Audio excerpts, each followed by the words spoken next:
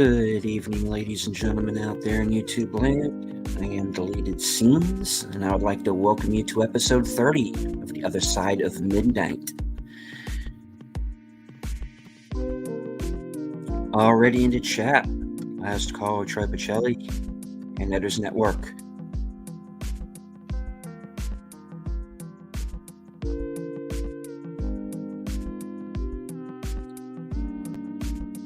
One evening, a YouTuber stood alone, but then realized that maybe he was being a little too overly dramatic.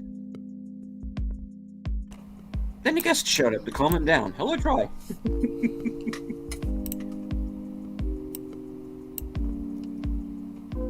And how are you this evening? I'm doing very well, my friend. How about yourself? Fair to partly cloudy. You just wrapped up Geeky Geezers about a little under an hour ago. Yep. And, that went well. A lot going on over at Disney right now. You know, and most of it is stuff that we predicted for a long time. Anyone who's paying attention and thinking knows what's going on with Disney, and none of it should come as a big surprise. It really shouldn't. You know. No, very true, very true. Netter says, can't stay the whole show. It is a school night. We'll see how long this goes. Right. No worries. I understand. But yeah, I mean, so what do you think? Do you think Nelson Peltz is going to come through here, or? Well, you know, what we have to do is we have to put our biases aside, right? There's what we want and the reality of Nelson Peltz. Nelson Peltz isn't doing this for some high-minded, wanting to save Disney, wanting to save Star Wars, wanting to save the Marvels or anything like that. He is in it for the investment. And if you look back at his history as a financier, as a businessman, he does this. He did it with Frito-Lay and Pepsi, other companies too. He goes in and just reminds them what their purpose is, gets the right people in the right places to make things happen and become profitable again. Now, assuming he does the same thing with Disney, I think it's reasonable to assume that it will have a net positive effect on the things we love, because that would be good for business. The two go hand in hand. Making the fans happy equates to making profit. But he has too much stock and too much interest and too much support not to move forward with it. The other option, which would also kind of be a nuclear option for him as well, would be he just friggin' dumps all of his stock. Can you imagine if instead of Nelson Peltz going and getting some seats on the Disney board and turning things around, if instead he and Perlmutter and everybody else just dumped their stocks? Can you imagine what that would do to Disney?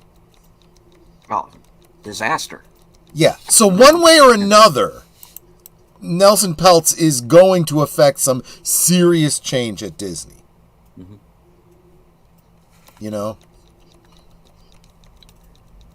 And I know that there are people even this week who are like, Elon Musk should go and buy Disney. And I even thought that for a second. Then I go, dude, would he want that headache? Let's not jump off that bridge quite yet. But think about this. Think about it this way.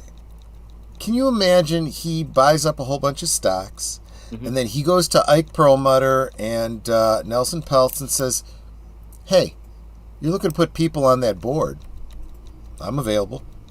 And here's my stocks. Let's do this thing. Yeah, it would be huge. It would be huge. Talk about, hey, Bob. And it's obvious that he and Iger are not pals. That's very clear. No. And, So, despite what people think, sometimes that's not a bad thing in a business. If you're sitting across a board from each other and you don't like each other, but you have the same goals, which is to make a company profitable, you're going to do very well together. It's funny. I heard a story. It was actually an interview with Penn Jillette. Penn and Teller. mhm. He said he and Teller don't really hang out outside of work together. They're business partners. They have different interests. They're not, like real chummy. They care about each other a great deal, but as business partners, they're not like super duper friends. And sometimes that's really, really good for the show and good for their business because, they're not trying to be nice to each other. They're not trying to, assuage each other's feelings. They're in business together, and that's how business relationships are supposed to be. Now, I do think, though, that like I was saying on Geeky Geezers earlier, there does need to be a purging. And it's not just get rid of Iger, get rid of Kennedy, get rid of Kevin Feige. There are probably hundreds and thousands of people that work for Disney that need to go in order for there to be any meaningful change. So this is not something that, Nelson Peltz is going to come in and take over, and by next week everything will be hunky-dory. It doesn't work that way. And even if he did come in and say, you know what, first thing we're doing is we're firing Kathleen Kennedy and we're firing the whole Lucasfilm story group and go. Well, there's a lot of things that are already being made, shows that are going to still end up coming out that are still going to suck because they were already made under the previous regime. Talk about the Titanic. Tiny pin trying to turn to avoid the iceberg. It doesn't happen overnight, So mixing my metaphors there, I think, but you know what I mean. Right. And then they have to take into consideration, the fans that they've permanently lost. I mean, let's face it, there are people who are not coming back regardless of what happens. Well, okay, so and real quick, we should probably say hi to Tommy, the Guinea Pig Collective. Sorry, yeah. Once he gets me going and I'm wound up, I just kind of go off. So you got to forgive me for that. Don't think we're not paying attention to you, but I get lost in thought. So the people that have left, okay, again, looking at it dispassionately, right? Or well, let's look at it passionately for a second. Let's look at it from the standpoint of fans, right? Star Wars fans, Marvel fans, those that are going, I just don't care anymore. I'm done. I haven't seen the last, 10 Marvel films. I haven't seen the any of the shows on Disney Plus. I watched a season and a half of Mandalorian and I'm done. And I didn't care about Ahsoka or any of that. Okay, those fans, yeah, they're not coming back. They're not. They've missed too much to get caught up, and they have no impetus to get caught up. But you can argue that that's a small segment of the overall fan base, right? The bigger issue is the average Disney customer, right? The parents that used to take their kids to see the cartoon movies and take them to Disney World and stuff like that. Like I was telling you in Geeky Geezers tonight, there are now parents that are calling movie theaters and saying, hey, is Wish a movie that's okay for me to take my kids to? Mm-hmm. The whole paradigm for what Disney was is gone. That faith that it's a nice, family-friendly, Plop them in front of the TV to watch a Disney cartoon. It's perfectly fine. We'll go as a family to see this movie or whatever, and it's going to be good family entertainment. It's gone. They have lost that brand recognition. That's a whole, I'm going to say 2-3 generations they've lost, right? And what's even worse is when you lose the immediate generation, now the parents and grandparents don't trust Disney to take their kids and grandkids to. So you have kids and grandkids that are going to grow up not watching any of these films. And when they grow up and have kids, they don't have fond memories to share with their kids of Disney. So they're not going to take their kids to see Disney. You may very well have caused irreparable damage to the company that may never, ever be overcome. That's huge. And of course, my problem is my idea of family film is Die Hard, Predator, and Alien. Yeah, exactly. I'm not good at this, am I? You know? And well, it depends because well, no, not necessarily. First, it depends on how old your kids would be, and you know, my mom was pretty good about that kind of stuff too. I think I've said this about my mom many times. She'd take me to a movie and she'd go, well, yeah, there was some inappropriate stuff there, but if he understood it, it hasn't done any harm. And if it goes over his head, it hasn't done any harm, so we're probably okay. You know, plus she was also a pretty good parent about, you know, being someone you can go and talk to about. I didn't understand that, and she'd have a good explanation and whatnot. But yeah, she did make at least an attempt to take me to, you know, things that were age appropriate, so to speak. But yeah, and it's funny too because I do think that what parents consider to be family friendly may change in these couple generations, or maybe not. Maybe someone else comes to fill in that gap. I mean, who would have thought that Trolls would do as well as it did? I think it did as well as it did partly as a response to parents not feeling they could take their kids to go see Wish. Mm-hmm. So that already has that studio going, I guess maybe we should do more of these films, right? You've got the Daily Wire doing their what is it, Bent Key? Mm-hmm. Bent Key is putting out family friendly TV show for kids, on their network, their streaming service. Sounds like they're going to be talking like pretty neutral type stuff, maybe a little bit of civics and stuff like that they're not getting on the other channels. Some good education. So that's great. But then they're going to do this their own version of Snow White, to go right up against Disney. So I think there's other outlets that are standing in the gap and giving parents an alternative, And I think we're going to see more of that in the coming years. Indeed, and the one good thing that I'm glad to see is the fact that you do have parents out there who are vetting content and are deciding this is appropriate for children or not. I'll give you an example, and this is not me hacking on the movie because the movie was actually really good. It was a movie last year called The Black Phone. Uh-huh. I don't know if you're familiar with that or not. I don't think so. It's based on a short story by Stephen King's son. Okay. And good movie for what it is, but it is R-rated. Mm-hmm. Because this is a movie that is has a subject matter of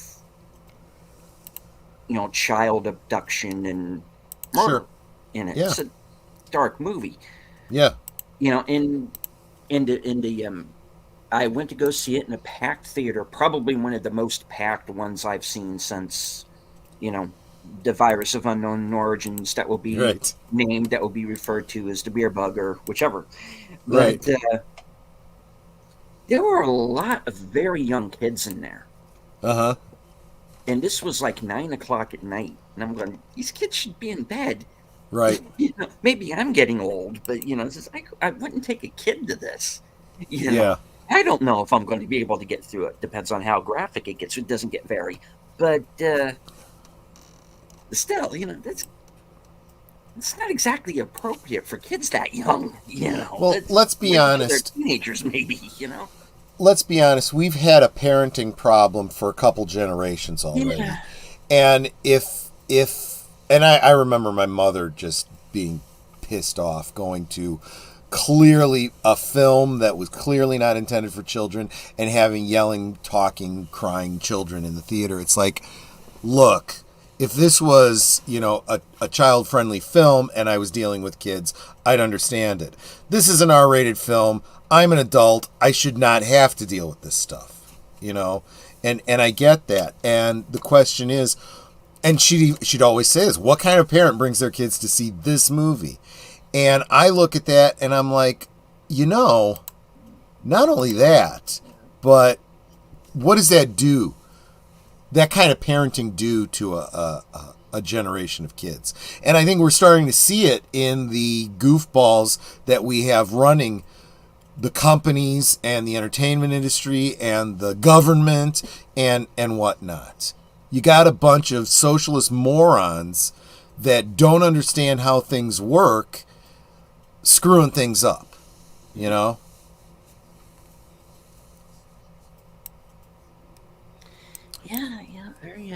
very true. Get rid of that. But yeah, the thing is it sets a mess, and the thing is, it could all have been avoided. And and this is part of why I went into the direction with Unscripted that I did tonight, was Mm-hmm. that this could all have been avoided. And this goes back again pre-Coof, Yeah. was that they could have been the heroes. You know what? Everybody's locked down. Nobody can go Yeah. anywhere. We're still in business, though, under restriction, but we're still in business. Let's make the effort to entertain the people in this time where morale is down. Right. Only what they chose to do was kick us while we were down. And we're not going to forget that. Not so easily. We're going to remember who said what, because the internet is forever. They can pull down all the tweets they want. That's why we have Data Racer. Hello, Right. remember this? But that's where we are now. And that's why I said, if you're being mistreated by a fandom, and hello, JPRPH1, if you're being mistreated by a fandom, as I felt I was being by the Star Wars fandom, walk away. Yep. Dave Cullen is absolutely right in those videos that he did this week. Mm-hmm. What's the point of getting angry? Like I said during the show, I had another YouTuber, tell me backstage after a show that he's not going to do any videos Disney or Marvel related anymore, because what's the point? Good. Because yeah. When does it go from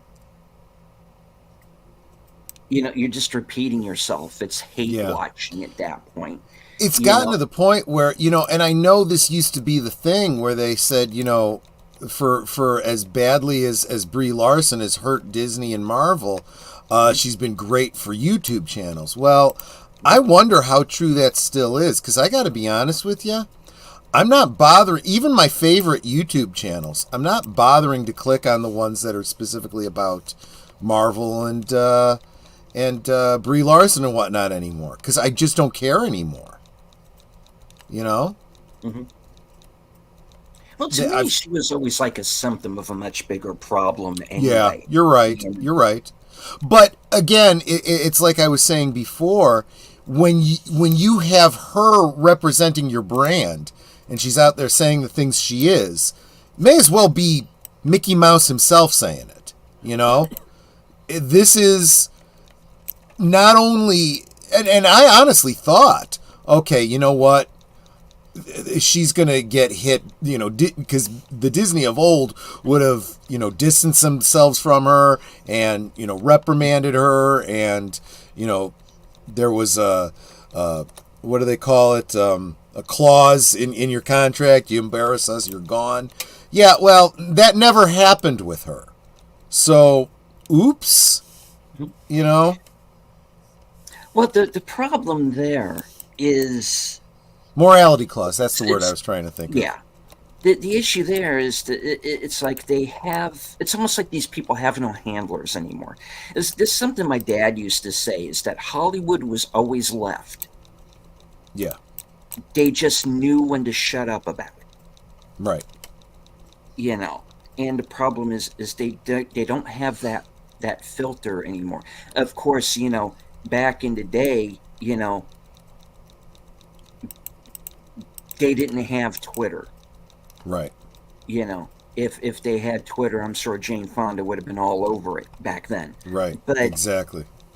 the point is, they didn't have that, and they had handlers, and they had publishers, and they had people in the background. Somebody, you maybe take it down a notch, Right. but you don't have that now. They feel that they got to put everything out there every minute of every day, and they got to comment on everything. And I'm like, no, you really don't, because that's They have the same problem that they do with that you know, just your average person on social media does. They have no filter and they say whatever comes into their head and they don't think about the consequences.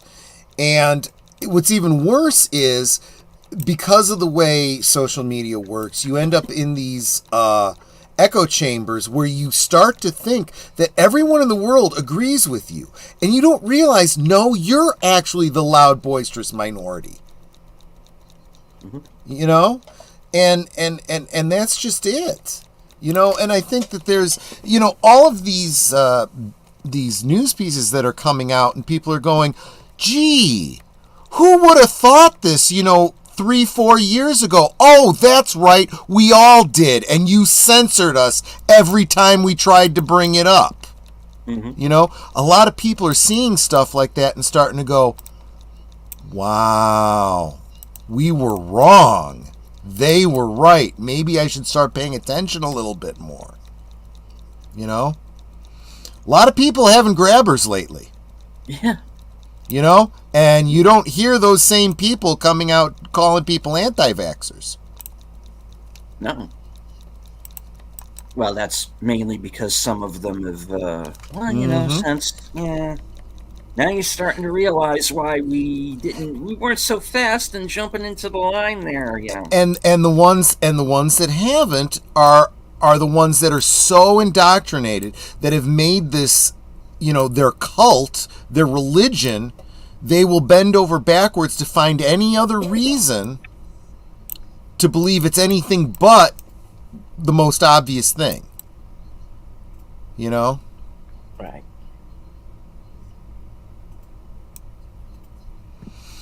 You know, it's a real shame because, you know, like I said, it's one of those things where everything could have been avoided so easily, but they got so wrapped up into their own personal,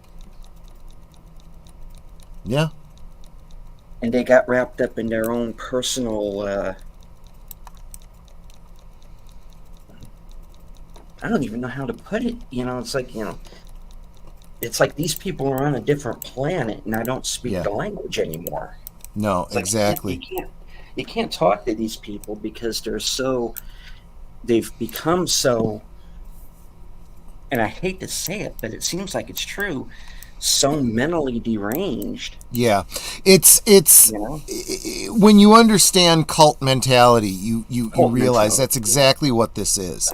This is you know, they whether it's by design or just the way things have gone, people have been isolated, and that's the first thing they do in cults. They isolate you from your friends and family, and they go through the indoctrination, and you're only in if you believe everything we say, and everyone else is an apostate, and that includes your friends and family, and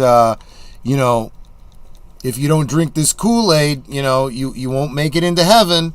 And so it's scary. But all logic and reason go out the window, because once they're in that deep, their whole identity is dependent on the mantras and the artificial beliefs that they've been indoctrinated into, and they have nothing else. Because if they admit that they were wrong, everything they were just kind of falls apart. And I guess that's part of this, getting back to what you were talking about earlier today, what I'll probably be talking about more on Friday. Just, it's time to walk away. I enjoyed Star Wars for all those years, and I'm not going to let anyone destroy it. I already did it with Star Trek, I've loved Star Trek for so many years. I know what Star Trek canon is. Apparently the people making it now don't. And that's fine. It ended. Doctor Who? No, Doctor Who had 13 incarnations, 12 regenerations. He died at Trenzalore. It's over. It was a good run. You have the better part of 60 years of lore. That's true. That you can go back to, and there's so much stuff. There's books, there's comic books. I was going to say, talking about comic books and the Big Finish audios and stuff that I've never even experienced that I could go and revisit if I wanted to. There's still EU Star Wars books I haven't read. I probably will stay clear of that Yuuzhan Vong stuff or whatever. But, there's some earlier stuff. Certainly could reread some of the stuff that I enjoyed the first time around. And that was kind of the point of my show tonight, was that, all is not lost. There's stuff that you can still fall back on, and also, go and build your own stories from that, or go and make something original. I mean, it's you look, it's over. They're not going to listen to us. They've already told us how they feel. Yeah. We have someone in the White House right now who, got elected off the fact that he was going to be, quote unquote, the great uniter. And then the first thing he says once he gets into office was, well, we're going to leave some of you behind. It's not how you unite people. That's just more division. And if you're going to be part of that division, then you know what? I'm just going to stay over here with the people who actually want to see me. And hello to Jedi Bill. Like Dave Cullen said, just walk away. And I'm thinking, that's what I'm going to do. Well, and this is probably the second time I'm bringing up the Daily Wire. Don't think I have some issues there too, but so do I. But Jeremy Boring, of Daily Wire, his whole shtick when he launched his razor company, quit giving your money to people that hate you. Mm-hmm. That's actually very reasonable. Why should I continue to support companies that have made it very clear they don't want my money? If you don't like my politics, don't buy my book. Okay, I won't buy your book. Yeah. I don't care what a 50-year-old man thinks of A Stitch in Time. It wasn't made for you. Okay, I won't be seeing it. I won't be bringing my daughter to see it. Oh, and I won't see anything you're ever in ever again. So that means I won't be going to see the Marvels either. I mean, it's really that simple. Mm-hmm. Actually, I was in college when the whole and now we're talking like 30 years ago, right? Starbucks was becoming a big thing. People were buying Starbucks, I was already kind of like, oh, this company. It's made up of all these Northwest, hippie types, right? And I'm like, why am I giving them all my money? I can make coffee myself much cheaper and much better, And I realized, it's an addiction people have that you really don't need to be. Yeah, I'm not going to give my money to them. Yeah, I mean, the point is, we need to realize that we have other choices. Mm-hmm. There are other places we can go. I don't watch regular television anymore. I watch YouTube. So, Yep. that's one of the ways that I moved on. You know, Star There is Wars so much ended on in YouTube. 1983. And yeah, You there's so don't much. just Yeah. have to even with YouTube. You don't even just have to watch the YouTubers that Oh, let's see if I don't know. Retro Blasting has another video. Okay, he hasn't put up a new one yet. Hey, no, just look up the topic you are interested in. You might find a new YouTuber that did a video on that 5 years ago. Mhm. There's always something. Oh, for sure. You have that much available to you, that much freedom. Yeah, you'd be surprised what you can find. And like you said, if you're not seeing it, make it yourself. Nothing Yeah. says you can't. If it's a topic you're interested in, there's probably someone else out there that's interested in it. And if you're having a hard time finding it, put it out there for the other guy.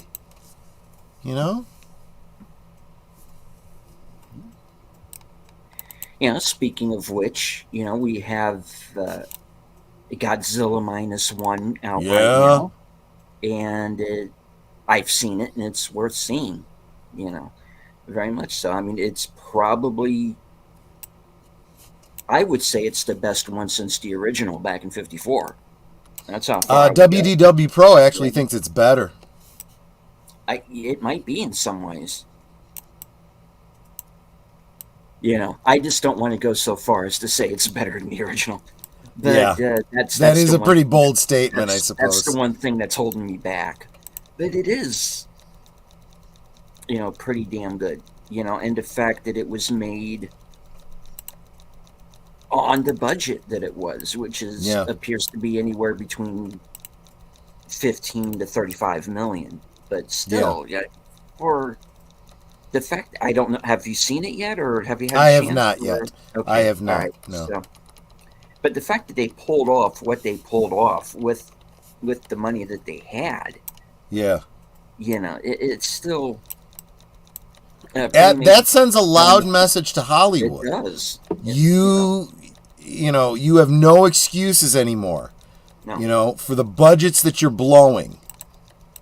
right. And then you had earlier this year the Creator, which they say was 86 million. Mm-hmm. And looks like it was 3 times that. I had some issues with the movie, but for the fact that they pulled off what they did with the budget that they had, again, it should be a wake-up call. Yep.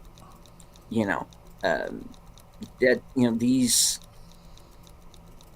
and somebody, I don't know who, somebody brought this up earlier today. Well, how could the Marvels cost so much? And one person said, well, it was the reshoots that ballooned the budget up. And then there was somebody else who just straight up said money laundering. There And might I be gotta something in there. Because we know the actors are not walking away with the money for this, or else they Right. wouldn't have gone on strike, because their whole complaint is, well, we're not getting paid enough for all the. Well, okay, the money is going somewhere. It's not Yep. going to the actors because they're claiming they just went through a whole strike because they were not getting paid enough.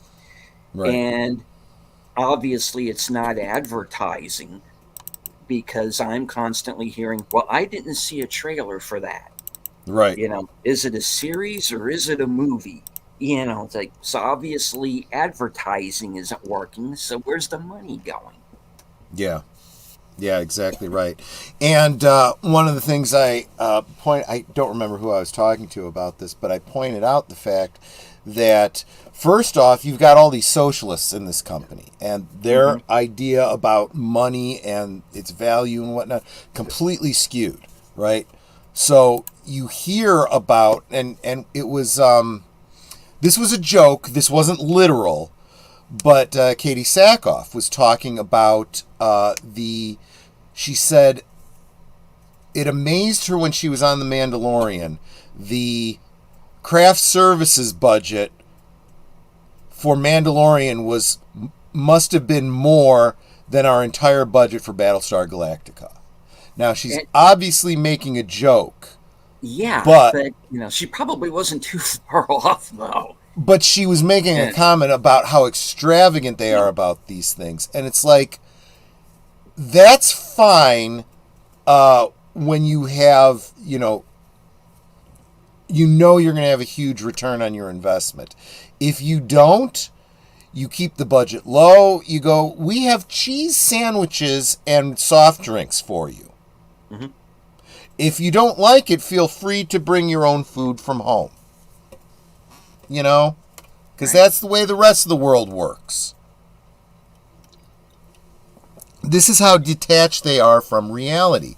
So that's that's not money laundering. That's just poor taking advantage of company funds. Mhm. In any other business, that's what you'd call it. But then you hear these things about somebody working on a project and funneling money to some other project that they want to get made themselves, and you Acolyte. go, Acolyte. yeah, Acolyte. exactly. Sorry. Exactly. I'm And you sorry. go, yeah, that's a problem too. You know? So if, 100 million was spent on, this project, maybe only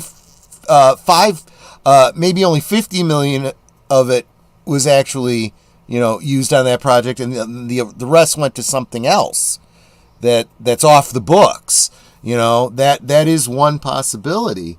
The other problem is exactly what you said, though. Reshoots. Mhm. There's a huge problem with reshoots in the industry. This idea of, oh, just make the movie exactly how I say and then test market it, and then when it turns out people don't like it, we'll remake the movie. And you're remaking the movie 2-3 times. You've literally spent triple the budget for one movie. That all comes out of your profits later on. That should not be a huge surprise to anybody. So that person who spent that much and did that much reshoots, someone like Bob Iger should be calling them in and saying, why did you have to reshoot this movie 3 times? Well, didn't test right. Well, why didn't you figure that out before you called the actors in on the first day? That's what you're paid for. Maybe I don't continue using you anymore because you're incompetent. And in the old days, that's exactly what would have happened. And then you get into the whole CG thing. The way they treated the CG people, drove them all away, telling them you have a week to get this done when it should take more than a month and a half. Well, I don't care how much money you throw at us, it's going to be shit. And then what's even worse, the directors are not thinking these things through when they're filming, and they go, oh, we'll just fix it in post. We'll let the CG people fix it. No. You get it right the first time. And if you don't get it right the first time, you do a second and third take. Make sure you get it right. It's kind of Don't. like that joke that they keep making in in all the riff track shows. Like, you're gonna fix this in post, right? Keep rolling. Yeah. Yeah, exactly. You know. Yeah, they got to quit the fix it and post bullshit and get it Yeah. right in camera the first time. Yeah. It is, you know, write the script, finalize it, shoot what you have with the budget that Yeah. you have. Yeah. It's not hard. I mean, when you got like kids making movies on iPhones and they're better than what Hollywood is doing, then there's something seriously wrong. Yeah. And Tommy was bringing up something here in the chat that I wanted to comment on. It says the Sure. money is going towards favorable reviews from critics. Ever notice how often critics say the opposite of the general audience? Yeah, and that's another point I wanted to make, was the fact that I don't listen to the mainstream critics anymore. Right. Most people don't. Because, anything that they like, my first thought is always, what's wrong with it? And Right. then if they don't like it, I'm like, okay, why don't they like it? Yeah. Because here's another thing, right? And this is something that I could be totally off base about it, but it's just this thought that's been rolling around in my mind for a little while now. Is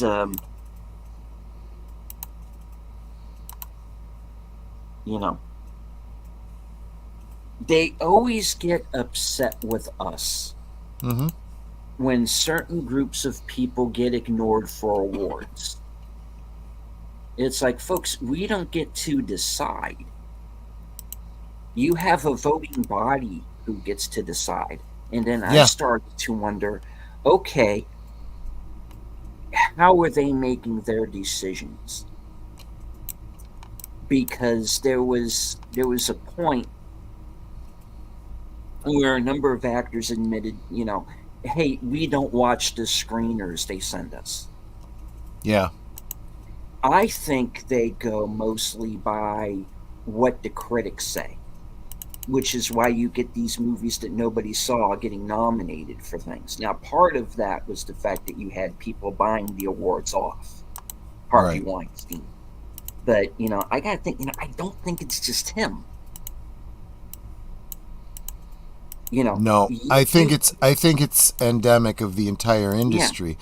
And I think most people are behaving the same way you are. They are ignoring. So there's another thing, right? They're spending all this money to basically buy reviews, right? mm-hmm. And it's not having a net gain for them. It's not. You put in however much money to buy off reviews, you're hoping you'll make that back on good ticket sales. And it's not working that way. If anything, it's working the opposite, because now people are keyed in. Oh, if they like it, we probably won't. And if they don't like it, we probably will. Mm-hmm. And to go on with my point is that I pay attention to these YouTube sites that try and predict who's going to get like nominated for Oscars and stuff like that, and I'm Mm-hmm. like, okay, what movies are they not talking about? They're They're probably the not ones you want to see. they're not talking about Sound of Freedom Yeah, that's for true. obvious reasons, and I think we all know that movie maybe hits a little too close to home for certain people. Yeah, you're right. Um, they're not talking about The Covenant, Mm-hmm. which is a movie that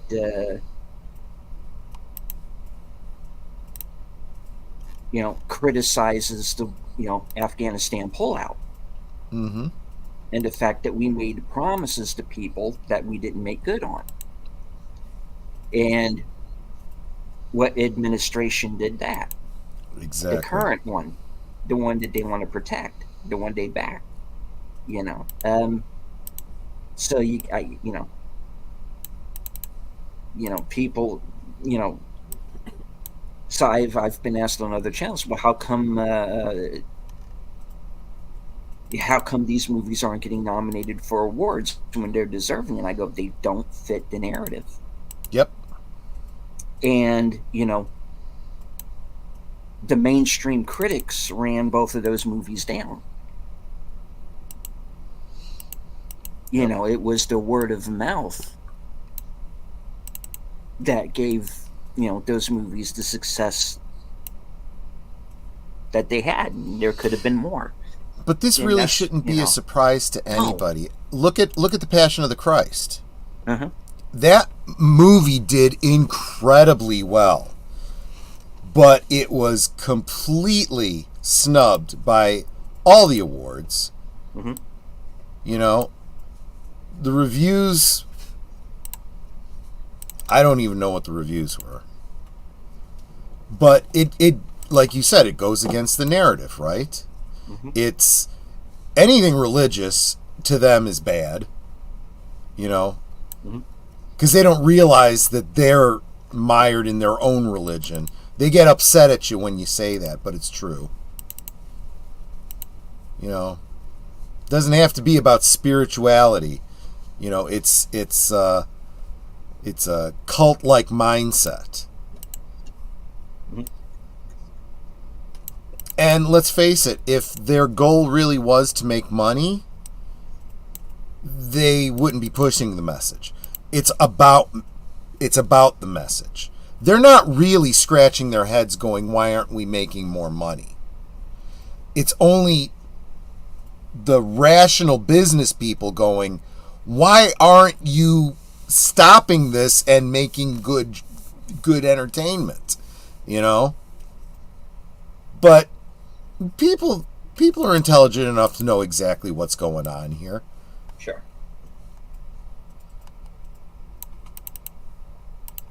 Yeah, absolutely. I mean,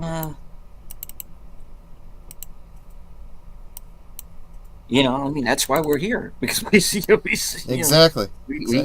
we saw this coming, and now they're finally starting to realize, oh, maybe we might have made a mistake. Well, it's a little late now, though.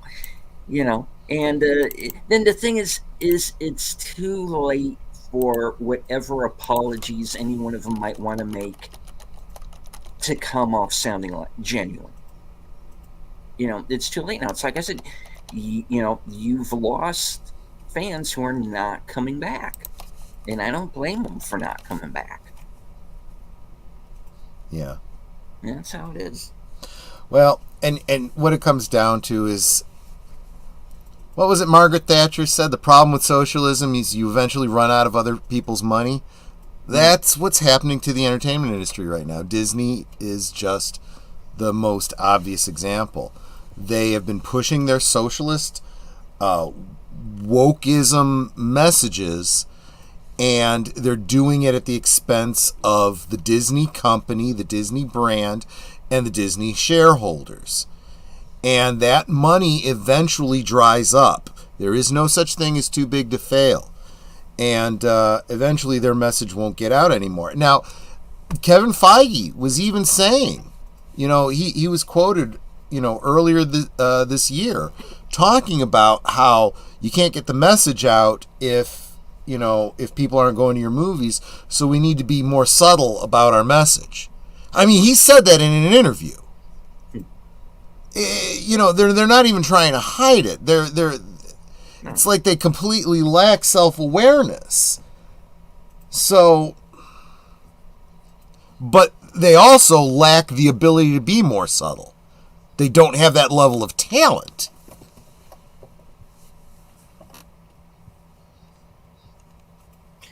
No, because it's like they've taken their marching orders, and I don't know how to put it any more simpler than that. It's just it's the cult mentality kicks in, and Tommy makes a great point. He points out that Sonic was a great example of reshoots working. Look, those are reshoots when they're used the way they were always meant to be used, right? When you have you have something that needs to be corrected, the look of something, right? Like Sonic's look. And you go, okay, this has to be fixed. Interestingly, if this was an actor, okay, let's say what was the movie with Oh, what's his name? The one that played Lex Luthor. Uh, Usual Suspects. Kevin Spacey. Kevin Spacey, right. What movie was that he was in where he was in the whole movie and they reshot the whole movie to take him out? Because Uh, of all the money in the world. their... That's Yeah. ironic. Yeah. Okay, I'll remember that now.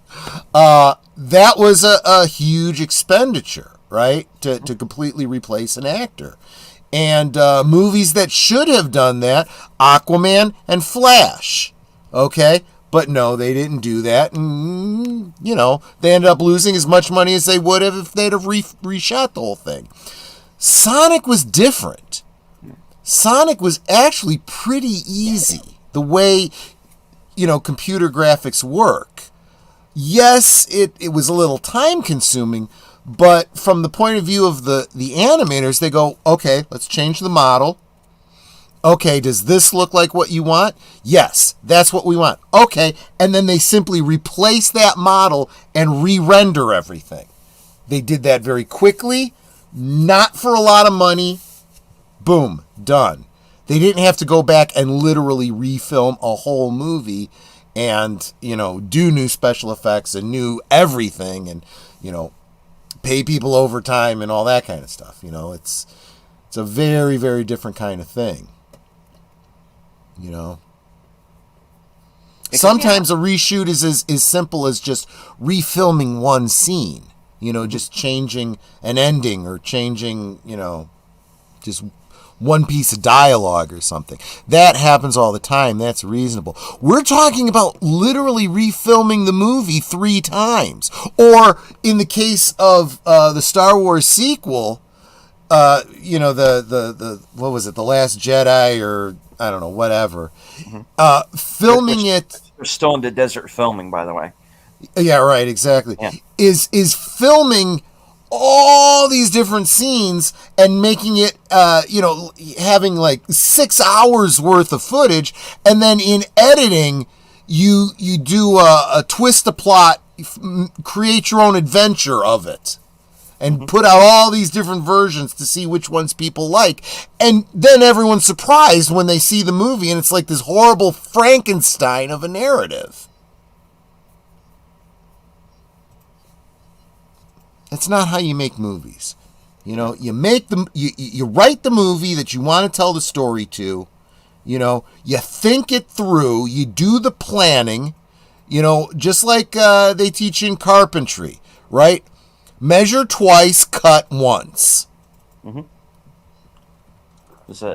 They didn't reshoot every scene of Back to the Future when Eric Stoltz dropped out. They used certain shots where you didn't see Stoltz's face and worked around it with a few reshoots. Yeah, well, that's true. And that was actually very, very clever, yeah. Yeah, and there's also, in Aliens, Michael Biehn did not originally play Hicks. They had actually started shooting with a different actor.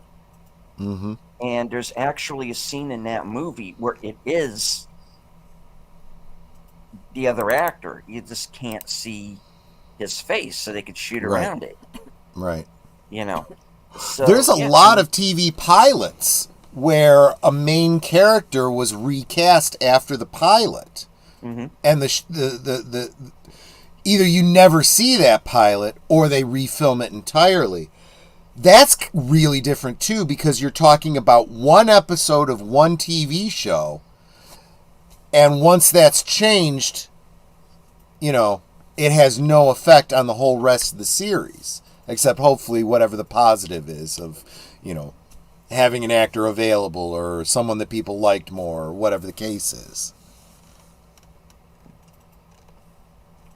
But yeah, there is definitely a spending problem in Hollywood, Disney in particular, and as you are losing more and more and more money, you should be tightening your belt tighter and tighter and tighter, right? When, throughout my history, when I lost my job, the very first thing I did,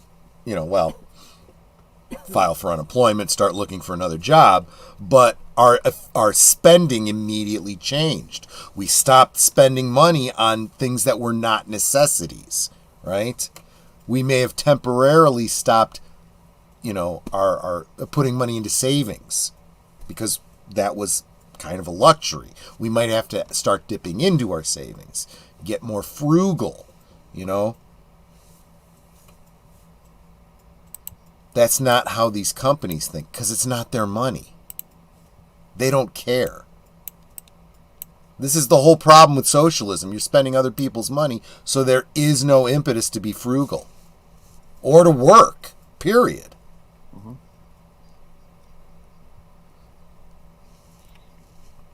Are we getting too spicy for this show? No, that's fine. That's fine. Yeah. I mean, we're definitely I'm anyone kinda- who comes that is of the socialist lefty mindset is gonna be pissed off and unsubscribe. Okay. Well, if you don't like my politics, unsubscribe. Right. The views of Troy of Last Call with Troy Pacelli do not necessarily reflect those of Deleted Scenes. Many of those companies like Disney get movies made off taxpayers, so why do they? Yeah, I mean, obviously they don't. They've made it clear that they don't. Everything that they touch has gone wrong. Star Wars, Marvel, Indiana Jones, Doctor Who. Now there's just this long list, and says Indiana Jones was the last one paid for through taxpayer money. Well, that's X millions of dollars you'll never get back. Yeah. And hello to Tim Hayes. Well, it depends on how you mean that. I am starting to see a lot of tax write-offs. The canceling of all those shows, including the Willow series and so forth. Mm-hmm. Over at Warner Brothers, the canceling of Batgirl that was already filmed. They take those things as tax write-offs. Look, we could get into the weeds on tax law, and I'll just put everybody to sleep because it's tax law. Whatever you think about, personally, I totally understand the truism that taxation is theft. But be that as it may, there is a certain expectation that when I pay my taxes, it's going towards Social Security and fixing the roads and, paying for the military and stuff like that. But then you see people, making bad business decisions and then taking it as a tax write-off. It is aggravating, but it's not that Disney is... The movies that are being made are being subsidized. The movies that are being made and being released are losses. And yes, I suppose they take those as a tax write-down. We lost this much. Disney is going to be saying at the end of the year when they file their taxes, we lost this much money. But that's not like they're getting any tax dollars out of it. They're paying less in taxes. You make less money, you pay less in taxes.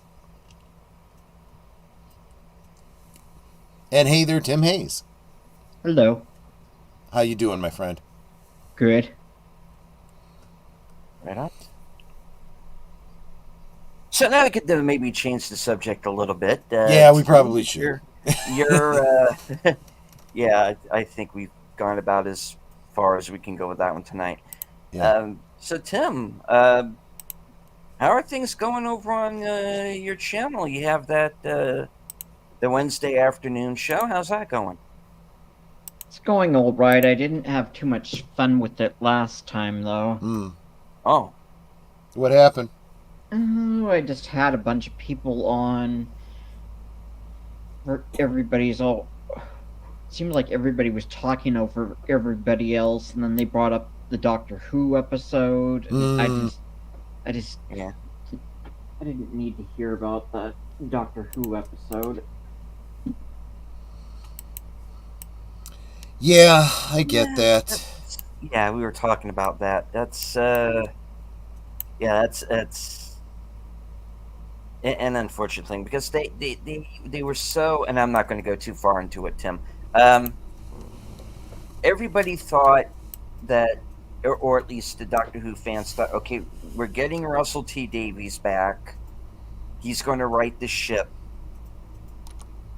but he's not. It's the No. and yeah. So I mean, it's like I said tonight. The, the fan base, the Whovians, they have a right to be upset because they kind of got hosed.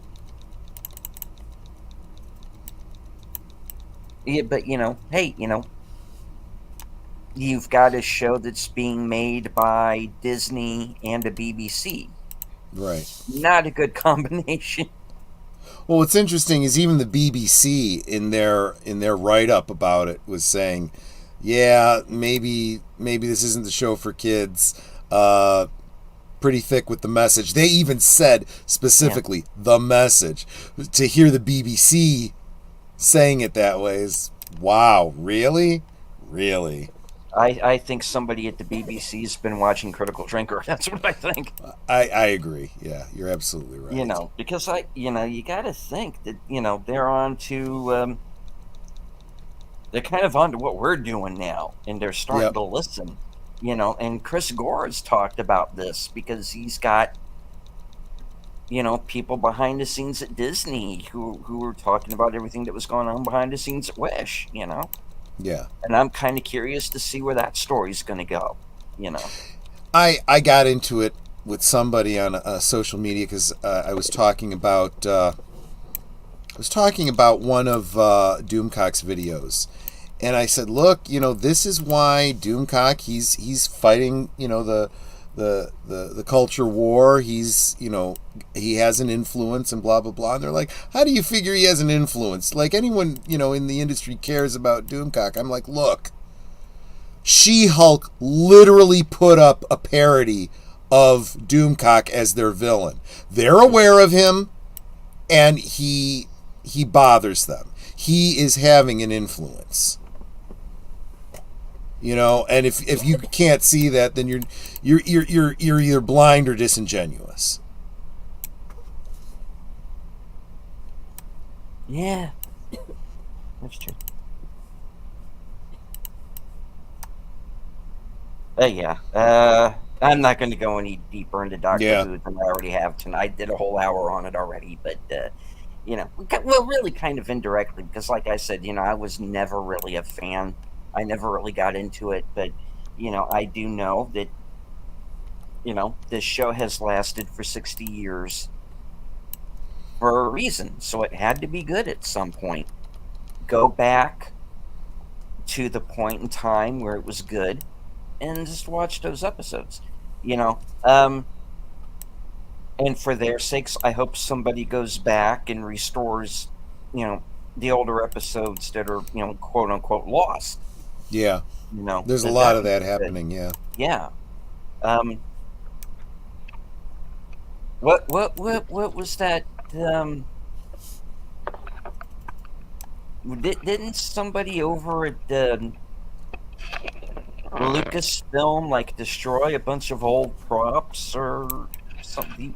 What was that about? I never heard the whole story. Where somebody had taken either old props or old posters or something and I hadn't heard about any of that. Them. Yeah. And maybe Tim might know a little bit more about that because I never heard about that. At least not Lucasfilm. I know that there was something about it happening over at Disney and the Disney archives.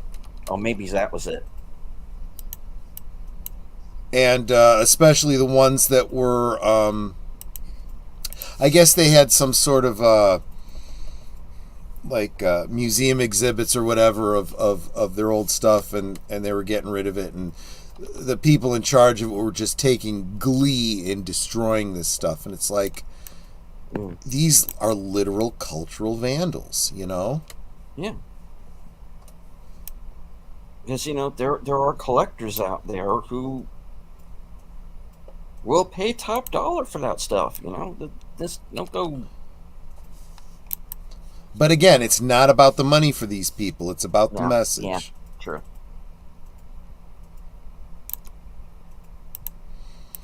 And that's the part I keep forgetting, I guess. Maybe because I don't have that mindset, but it's like, Well, it is. It's like being in Bizarro World. It's Yeah. like, you know, not understanding what he's saying because he's saying the opposite. It's just so bass backwards you can't even wrap your head around it. That's kind of what you're dealing with these kinds of people. hmm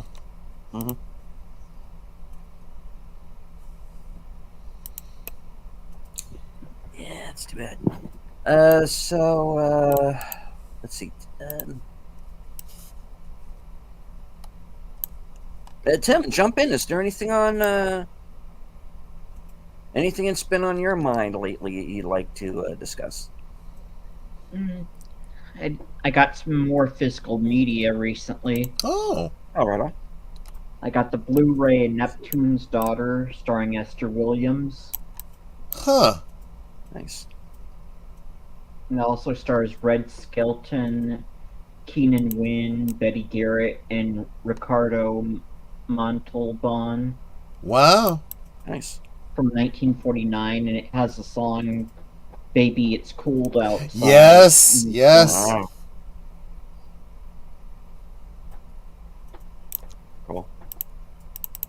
And then I got the deluxe DVD edition, 50th anniversary of Charlie Brown's All Stars. Oh, wow. Nice. Yeah, it's one of the non-holiday specials, and it also contains another non-holiday Peanut special called A Charlie Brown Celebration. Interesting. Nice. I have so many of the Peanuts cartoons. I probably have them and just don't even realize it. Mm-hmm. And then from Dark Force Entertainment, I got the 4K Blu-ray combo pack of the blaxploitation martial arts movie, Velvet Smooth. Hmm. And then I got it part of a bundle pack with this one Greek action flick. That's just in Greek, but I can get this out of here. I can show you English. Yeah, this was hard to get in and out of the slip. Yeah, they don't cooperate with you sometimes. Yeah. Yeah, the slip case does not want to let go of the Blu-ray. Wow. So what's the American name? Does it say on the back there? Or? No, it should be underneath this. Seems that I always have to practically destroy these slip covers just to get a Blu-ray. Yeah, you don't want to do that though. Right. Well, sometimes it can't be avoided. Yeah. It's wait, welded. No worries. Don't tear it up. Just. Well, this is called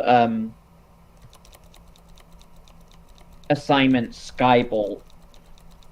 It's a 60s, I think it's a spy thriller.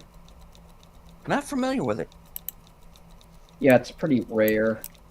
I don't know if it's ever been released here before. But I believe the star of it's American, and then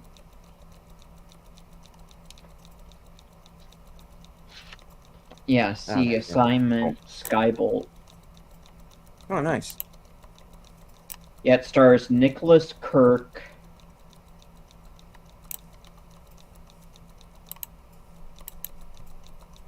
It's a regular Blu-ray, but it's from a 4K scan. A 4K scan from the original uncut 35mm camera negative. Wow. All right. It's listed as rated R.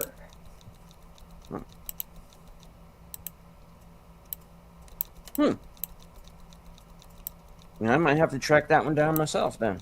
Give it a look.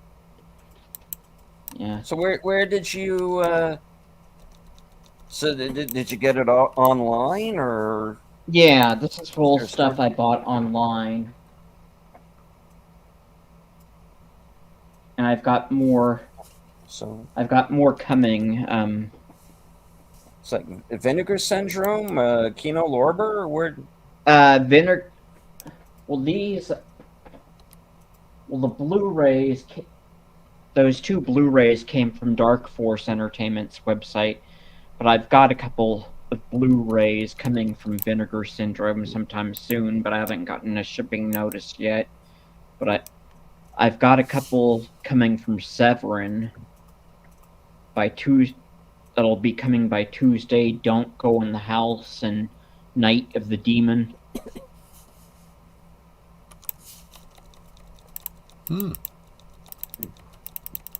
let's see, I'm looking this up now. Dark Force Entertainment.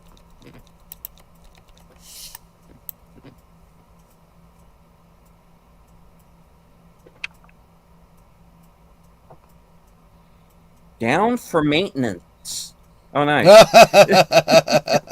Yeah, that's because they just every time they do a sale, then they put down on the site for maintenance. That's because Tim bought them out of House and Home, and they got to restock. Yeah. Let's see. Black Friday sales event 2023 is now ended. We thank everyone who ordered. Please allow additional shipping time due to heavy volume of orders. All orders with the new Dark Force release Shadow Fist will commence. See, I wasn't wrong. I was pretty much right on. Yeah, I got Deadly Kung Fu Fender was shipped later in December. You can get Yeah, I got additional my order updates on the early. Facebook page. Well, then you got lucky.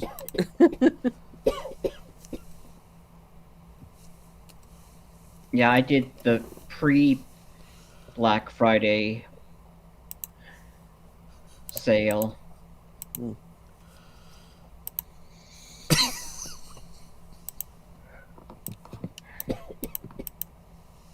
So you said you had more coming from Severin. Which ones? Don't Go in the House and Night of the Okay. Demon. Ah, Yeah. okay. Those pesky demons. That's actually a Bigfoot movie. Oh, okay. Yeah, Would not have Night- guessed that based on the title. Night of the Demon's about this killer Bigfoot. And that movie's infamous for a scene where Bigfoot rips a guy's dick off. Oh! Okay. Yikes. Ow. Yeah. Okay, demon it is. Woof. Well, we will just bypass that one and move on. So, what else did you want to talk about tonight?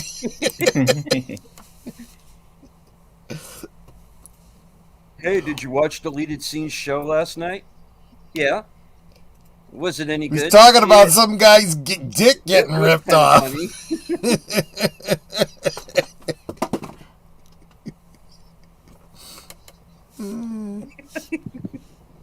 Okay. Okay. Well, Okay, this is not that suitable for ladies. Well, no, I guess it's kind of not. no. Okay. Well, it wouldn't be one of my shows if I wasn't apologizing to Nutter for something that I read guess. somebody else said. So it's fine. Yeah. Okay. Night of the Demons. We we'll move on. Yeah.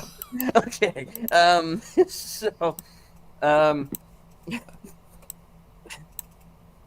discussion of deleted in stitches. Yeah. Yeah. Or Yeah, and pulled off that stitches. discussion got deleted by deleted. The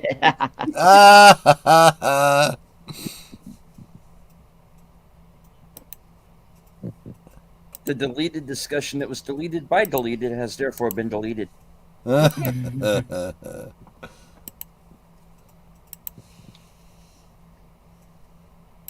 Bigfoot once bit my sister. No, really. She was carving her initials into Bigfoot when. No, sorry. Right. Extra points to anyone who gets that reference. Anywho, okay. Having brought the show to a screeching halt. I'm sorry. Okay, moving on. Wasn't expecting that one, so thank you. Okay.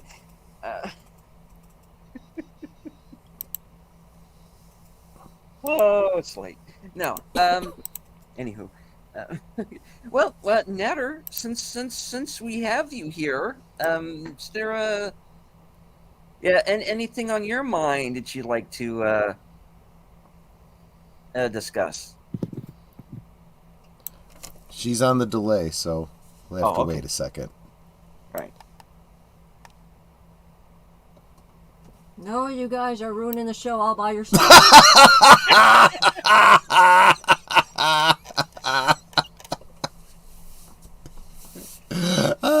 Okay. In other words, that's fine. Leave it the testosterone show or the loss of testosterone show. Says I'm going to be going to bed soon. Yeah. Yeah. Okay.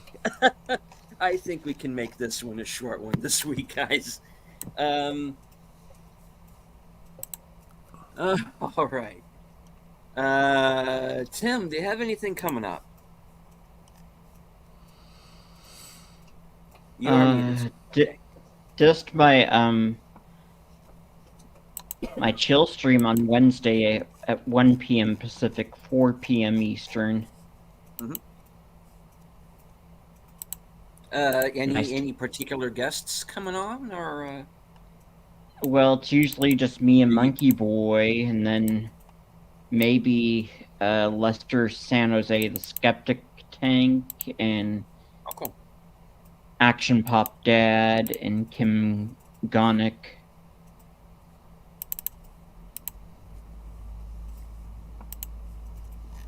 Alrighty. And of course, Troy and Netters and I all have live from Sparkwood in 21. Yep. Which is going to be Tuesday night at 8:30, right here on my channel, and we are going to be discussing the season 1 finale of Twin Peaks. And this is one not to be missed because it is pretty much action a mile a minute, and the town will not be the same afterwards. So, very true. Yeah. So stay tuned for that. All right. Troy, ball's in your court. Anything you and Netters have coming up? Thursday, Netters Thursday Things. We will be having a chat with Pacific 414. Friday, I think I alluded to it earlier in the program. A little bit more of the kind of conversation we're having today. Just let it go, you know. So many of our favorite fandoms have been so utterly destroyed. Just walk away. You're actually doing them a favor. It's kind of like, your drug addicted brother. You know, you got to let them hit rock bottom before they can get the help they need. So that'll be Friday. Then Saturday, Netter is doing her. Of course, this is 9 o'clock Central, 10 Eastern. Retro Cinema. We will be revisiting Crouching Tiger, Hidden Dragon.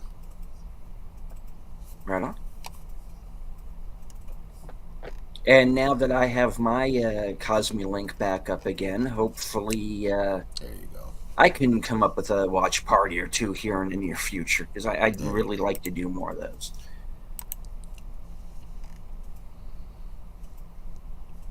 I like All the way Big Al does it. He sometimes All will do one out of the blue.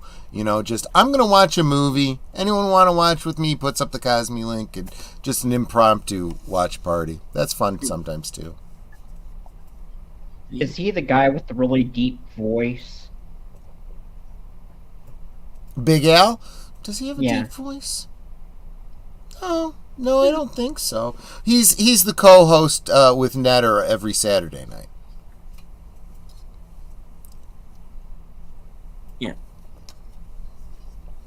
Yeah, you should check out his channel if you Yeah, haven't absolutely. had a chance. Yeah. I'm probably subscribed, but I'm You're subscribed to a lot of people, right? yeah, and I'm pretty busy on Saturday evenings. That's fair. All right, well, I want to go ahead and thank the chat. Let me scroll up and see if we missed anybody. Of course, we had Tommy the Guinea Pig Collective, JPRPH1, and Jedi Bill, of course, and yeah, pretty much everybody else wound up on the panel one time or another. Yeah. All right. Yeah, and you had JPR PH1. PH1 Yep. Yeah.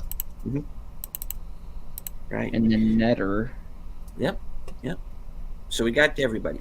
Of course, there were, I'm sure, a couple of people lurking in the background. There usually is. That's perfectly fine. You don't have to engage with the chat as long as you enjoyed the show. Please hit the like, share out the stream, say hello in the comments because it helps the algorithm. If you're new to the channel and you like what you see, hit the bell icon for notifications. Please subscribe. I am 25 subs away from 300, so I'd really like to hit Nice. 300 before the end of the year. I do this show every week. I also do a program called Unscripted, which is kind of my weekly rant. Kind of rant for this. This show's more of a chill stream. That shows more of my angry side a little bit. I kind of let him out. And then I do, of course, Live from Sparkwood in 21, which Troy and Netters and Aged Boomer co-host with me. It's a retrospective of the Twin Peaks television series. We're also going to be getting into the feature film, Fire Walk with me, and we're going to discuss the books as well. I also do film reviews. I saw 3 new movies this week: Godzilla -1, American Fiction, and Silent Night. All 3 reviews are up on my channel, and I've got more coming, so stay tuned for those. All right. I'm going to go ahead and wrap up the show for a week. I would like to thank Troy and Netters and Tim for joining me here tonight.